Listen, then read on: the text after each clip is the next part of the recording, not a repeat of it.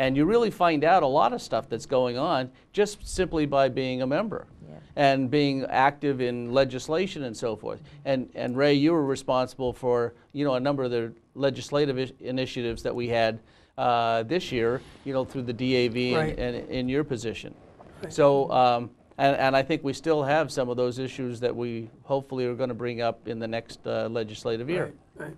So we have those sorts of things. There are a number of issues, not only with veterans in general, but also women seem to, for whatever reason, not get the attention, medical attention and other attention that they need. And of course, you were in Iraq and you came back. You probably have some experience knowing people in that kind of a situation.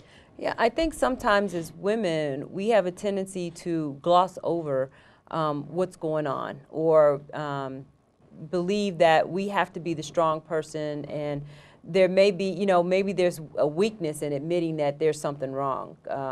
It may be showing a sign of weakness, and that's the catch-22 about being in the military, is that you always have on your face that I'm ready, this is how it is, ready to go.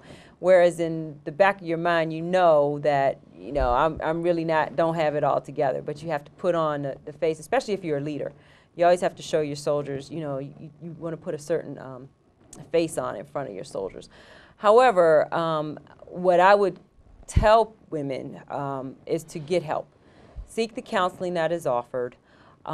There are outlets out there for you to get help, and you don't want to let your issue get so far, let your problem get so bad that then the help for the problem has to be significant. You never know, by just talking to someone and letting them know what's going on with you, you may be able to get the help that you need quicker. And it may be a short-term solution versus something that's long. Now, Jerry, one of the things that I think it's still being in the planning stage, is that Veterans Court issue that we wanted to start. Yeah, we have in Maryland, we have a number of special courts who deal with special things. Like we have a mental health court here in this county that Judge Patrice Lewis runs, and it's really unbelievable. And many other states, like the state of New York, it started in Erie County, they have a special court for veterans. And we find, like on sentencing, sometimes things you didn't know about. And, post-traumatic stress disorder is so common among younger veterans, I guess it was common among older veterans, but we didn't know it. Certainly my own father had post-traumatic stress as a combat veteran, but you didn't identify it in those days. Now you do, and then we could do some things on sentencing that if you have the information. And this is in the trial stage. We had a bill this year in Annapolis that didn't go through, and we're hopeful next year that we can. It was kind of it was opposed by the Maryland judiciary, and but even though the bill would be funded it would only exist if you had federal funding.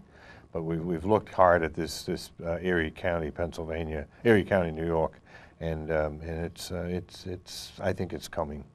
It's one of those things. It's a fundamental change. In Annapolis, you don't get fundamental changes in a 90-day session. Bills get referred to summer study, sometimes just to kill them, but other times because they are complex and they do involve, resources that may not exist at the time. Mm-hmm. So. One thing is that on May 13th, we had the National Service Officer from the DAV van at the DAV here in Bowie. And went out there, got chairs and everything, and I talked to several of the wives. Mm-hmm. Their husbands were just too ill to come. And people don't realize that if you served in Vietnam, you're eligible. If you have an ailment, you were in Vietnam, Agent Orange, you're covered under that Agent Orange law. And the best thing to do is get service. And a lot of the ladies don't realize that there's a lot of benefits through the VA that they're eligible for. All they have to do is get online or get a hold of the National Service Officer.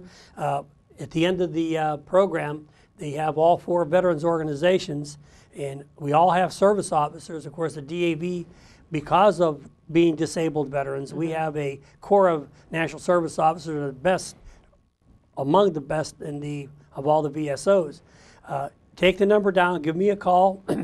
and we will make sure that you get put on the right track. I think that's one of the issues that really would be very helpful is when men and women are discharged from the military, Yes. they should automatically be enrolled in the VA system. Well, not so much, well, the VA system, but that's something that's going to have to change. Congress is going to have to change. That's what we're, However, I do believe that if we could find a method of getting them coordinated with their local veteran service organization, we would be, they would be much better off, because you all, the veteran service organizations, have such a wealth of information that I think it's missing. And if we don't begin to grow these organizations from the current veterans that are out there, then the knowledge will be gone. Well, it's one of those issues that had started, you know, when we came back from Vietnam, not a lot of people joined the American Legion or the VFW, and they joined their own, you know, the Vietnam Veterans Association, and you saw things like that. And a lot of that is happening now with Iraq and Afghanistan having their own organizations.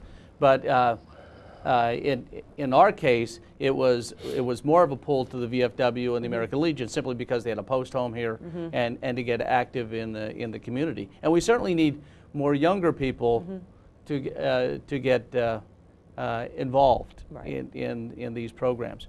And also you were talking about needing assistance. I know as you say in the military, you don't want to show too many weaknesses. That's correct. Because it really does, at least it did, have an impact on what you perceived is going to be your career and future promotions. And I don't know if that has changed, if the perception has changed? The perception has changed dramatically. We are now doing a lot of suicide prevention training, and that is in direct, as a direct result of the increasing suicide rates that we had been seeing. But we want to stop it, and you have to stop it by recognizing that depression or mental illness is not that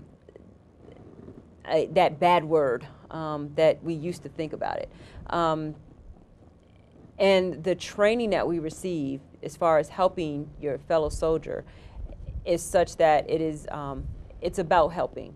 It's about getting the help that you need and not a stigma. So there's not a stigma to it. And it does not affect your career. And see, as long as people can see that, That's correct. then more people are going to follow through. I know at one time they said there was 450-some thousand veterans in Maryland. They said 32,000 were women. Well, I've been saying this for about the last 5 or 6 years. I'm sure that those figures have changed. I'd like to go ahead and get an update on that somehow. And then how many are in Prince George's County? Of course, we have close to 80,000 veterans in Prince George's, and I'm sure at least 2 or 3% of those have to be ladies. Well, I know if we just do a percentage number, there are 2 million, a little bit more than 2 million women nationwide. So if we do some percentages, we may be able to figure out a little bit how many here in Prince George's County. The problem is they have to identify themselves. Right. We have no method to. We got to get the word out to them that they served in the military. They're a veteran. They're a veteran, and They they are are a due veteran. benefits due to veterans. That's exactly right. And I would ask people to ask your family members, because there were some women who did not know that they had served in the military. People, their family didn't even know they had served in the military until they passed away. So ask in your family if there's a woman. Ask her if she served some military time, because believe it or not, we had over 400,000 women serving in World War II. It's amazing. And we're already out of time. Thank you for watching Veterans Forum. We hope you enjoyed the program and learned important information useful to you. Now we ask you to get involved with your other fellow veterans here in Bowie. As you see the scrolling names of the organization, take down the phone numbers, give us a call. Let us know you're out there. We can help. Join your other veterans comrades out there, and we look forward to seeing you at one of the organizations in your town. And thanks for watching Veterans Forum. I thank on the camera Jarrell and Tom Allen as our director, and Jim Travell also as one of our directors.